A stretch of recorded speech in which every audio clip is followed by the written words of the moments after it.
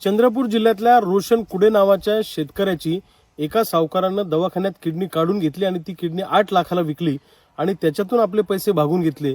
ही घडलेली घटना अत्यंत दुर्दैवी आहे, किंबहुना महाराष्ट्राची मान खाली घालणारी आहे। हा महाराष्ट्र छत्रपती शिवाजी महाराजांचा आहे, हा महाराष्ट्र शाहू फुले आंबेडकरांचा महाराष्ट्र आहे आणि अशा महाराष्ट्रामध्ये, सुसंस्कृत महाराष्ट्रामध्ये जर शेतकऱ्याच्या किडन्या सावकार काढत असतील तर आम्ही कोणत्या दिशेने निघालेलो आहे? मला असं वाटतं की स्वर्गीय आर पाटलांच्या काळात जो सावकारकीचा कायदा आणला, जो तसा कडक केला होता, त्यापेक्षाही सावकारी कायदा कडक करण्याची गरज आहे। आज मोठमोठे सावकार शेतकऱ्यांना लुबाडतायत आणि अशा पद्धतीने जर ते किडन्या काढत असतील तर राज्य सरकार काय करत आहे हा खऱ्या अर्थाने प्रश्न आहे। म्हणून सरकारला आमची विनंती आहे की त्या सावकारावर कठोर कारवाई झाली पाहिजे आणि सावकारकीचा कायदा महाराष्ट्रात कडक झाला पाहिजे।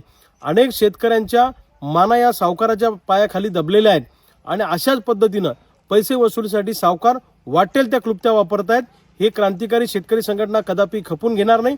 या शेतकऱ्याच्या मदतीसाठी प्रसंगी आम्ही मुंबईला आंदोलन करू, पण शेतकऱ्यांना न्याय मिळवून दिल्याशिवाय थांबणार नाही, अशी आमची भूमिका आहे।